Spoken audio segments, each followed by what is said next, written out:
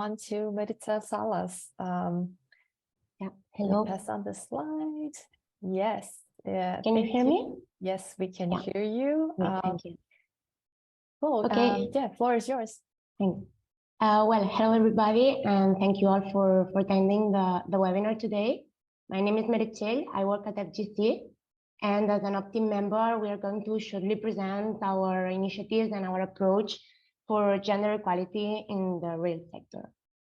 So if we go to the next slide. Yeah, thank you. For those who do not know us, we are a public company based in Barcelona. We manage suburban railway lines in the surroundings of the city of Barcelona, and we also operate some mountain resorts in the area. And here you can see just some figures about that, but we can already move to the next slide.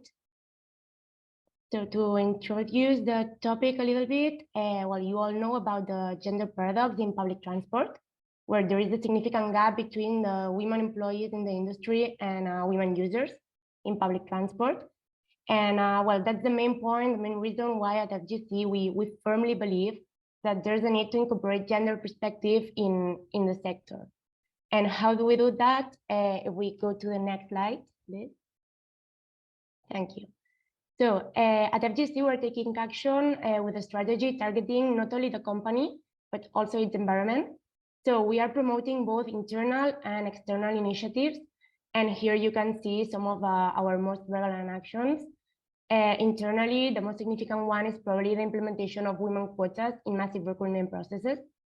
And we are also working to promote the incorporation of women in managerial levels, because we think it's important to have the presence of women to all stages in the company.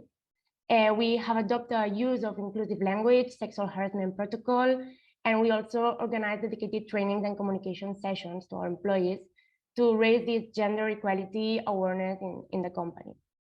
Externally, our most outstanding action is probably the gender audit.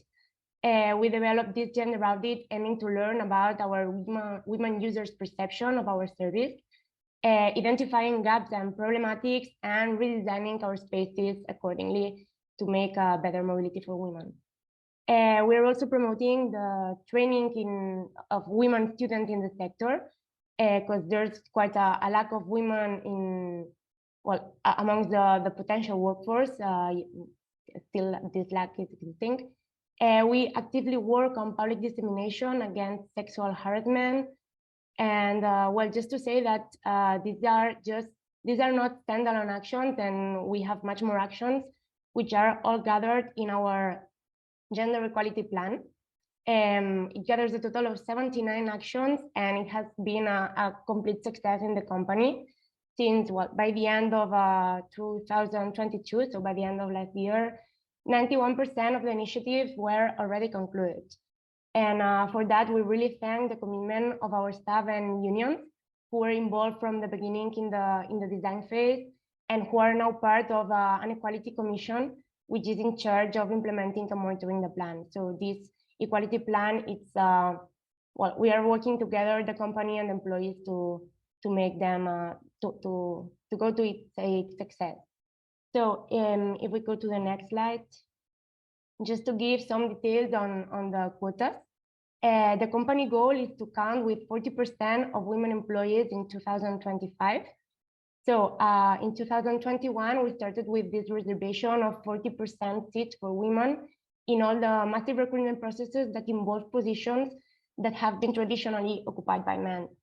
So, well, since then we are implementing it, and in this sense, we would like to point out that we have been the first railway company in Spain to apply a gender quota.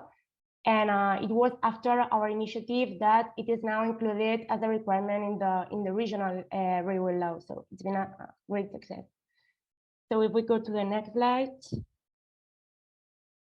here we present just some of the results and actions that we undertake following the gender audit. But we can already move to the next slide. Just this slide just to illustrate a little bit the communication campaign. So we have decorated trains, videos, posters in the trains and in our facilities. So we think it's very important communication. And if we go to the next slide, Thank you. So what's been our impact in gender equality so far? So internally, you can see we got a great increase in women representation among our workforce. And also here you can see it in the right of the slide, also among the management positions. So we are quite proud of it. And we think that we are achieving this cultural transformation in the company with these actions. Externally, the impact is much more difficult to measure, but we aim to be a living example in the society, and we are really positive that this is the way to go. But as I said, it's more difficult to measure. So that relates to the next slide, which is the last one. Thank you. So relating to this difficulty to measure external impact, we would like to emphasize that there is still a gender gap in mobility. It's real. From our side at FGC, we annually collect some qualitative data through some surveys that that allow us to learn about our users' satisfaction on different aspects of our service. And even though it is possible to disaggregate the data by gender, because it comes from surveys, so we know who is the person answering to the survey. Even though we have this data, this has not been explored so far in the company. So we know there's still work to do. We can keep exploring this work line, but we think that we still miss the right tools to gather information on our users' behavior by gender. And that's mainly the main reason why we propose this topic for the Train to People project. That's why we are really interested in the outputs that we are going to learn here today.